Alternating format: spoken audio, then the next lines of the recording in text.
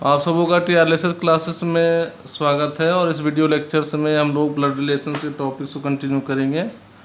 और इसके पहले वीडियो लेक्चर्स में भी ब्लड रिलेशंस के बेसिक कॉन्सेप्ट्स को डिस्कस कर दिए, तो आप इस चैनल्स को सब्सक्राइब कर लें और अपने दोस्तों को भी शेयर करें, ताकि इस चैनल के माध्यम से आपको मैथ्स और रीजनिंग में प्रिपरेशन में काफ़ी हेल्प मिल सके। तो हम लोग कंटिन्यू करते हैं। हम लोग जैसे ये क्वेश्चन है, काफ़ी पहले वीडियो लेक्चर्स को आप ज़रूर देखें। A is B's brother, C is A's father, D is C sister and E is D's mother, how is B related to. तो क्वेश्चन हम लोग को काफ़ी ध्यान से देखना है और हम लोग को सॉल्विंग टेक्निक्स पता होना चाहिए, ताकि हर क्वेश्चन में उस टेक्निक्स को अप्रोच करें। जैसे बी रिलेटेड टू ई यहाँ पूछा गया है, तो हम लोग को सबसे पहले बी और ई में किसी भी एक को अपने आप को मानना है जो एज में कम हो। जैसे सी is A's father, is डी's mother, तो इज डी's मदर मतलब ई थोड़ा बड़ा लग रहा है, तो इसीलिए हम लोग यहाँ पर बी को अपने आप को मानेंगे। जैसे बी अपने आप को फिक्स कर लिए, तो यहाँ से जैसे बी अपने आप को फिक्स कर लिए मतलब माई सेल्फ हो गया। तो इससे हम लोग क्या पता चल गया कि अब ये इससे बी जैसे पता हो गया, तो बी का रिलेशन अब बाकी से देखेंगे। जैसे ए इज़ बी's ब्रदर, तो बी यदि हम खुद हैं तो ए मेरा क्या हो गया, माई ब्रदर हो गया। ठीक है। उसके बाद जब ए हो गया तो ए का फिर नेक्स्ट ढूंढें, कहीं ए का कोई रिलेशन दिया हुआ है क्या chain wise. C is A's father, C जो है वो ए का फादर है, तो माई ब्रदर का फादर है सी, तो मतलब मेरा क्या रिलेशनशिप होगा, माई फादर होगा।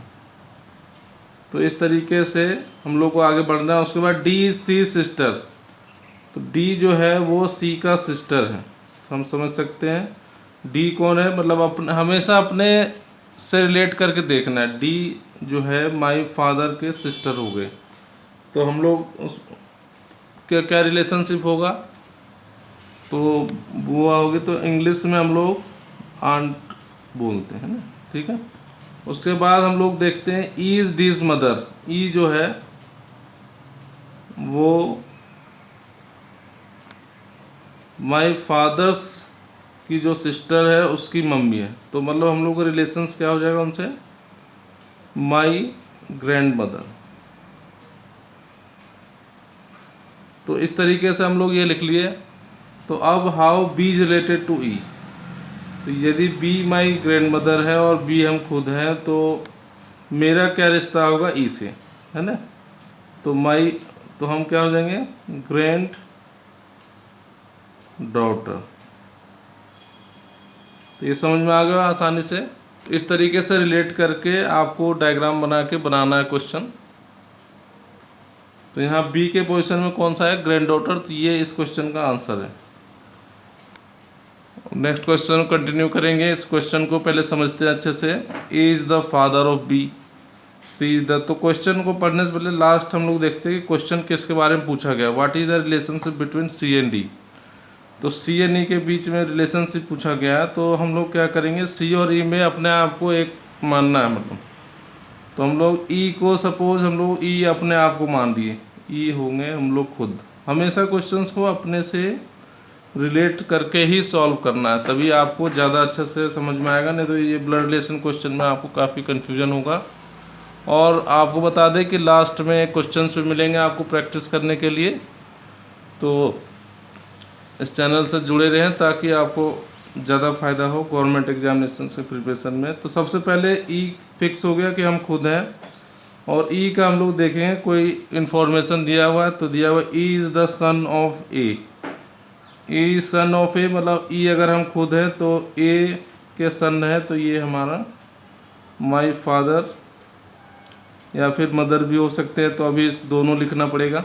उसके बाद हम लोग ए से, ए का कोई रिलेशन दिया हुआ, A is the father of B, A जो है वो बी का फादर है ना। सबसे पहले ध्यान से देखते हैं, ई जो है माई सेल्फ खुद हो गए, ए जो है हो गए माई फादर या मदर हो सकते हैं, और बी जो है, उसके बाद यहाँ क्वेश्चन दिया A is the father of B, है ना। तो ये कंफर्म हो गया कि ये फादर ही हो गए। और बी के अगर फादर हैं तो ये हमारे माई ब्रदर या फिर सिस्टर हो सकते हैं, तो इसको हम लोग अभी लिख लेते हैं। फिर C is the daughter of B, फिर बी का रिलेशन देखते हैं आगे। फिर इस तरीके से इंफॉर्मेशन को चेन वाइज रूप में लिखना है। तो सी में अगर आगे C is the daughter of B, तो C is the daughter of B, ठीक है। तो यहाँ से हम लोग को समझ में आ रहा है, हम लोग देख सकते हैं सी जो है माई ब्रदर या सिस्टर की डॉटर है, मतलब ये कह सकते हैं इसको ब्रदर और सिस्टर की जो डॉटर होगी वो उनका मेरे से क्या रिश्ता होगा, तो वो नाइस हो जाएगी, नाइस, ठीक है।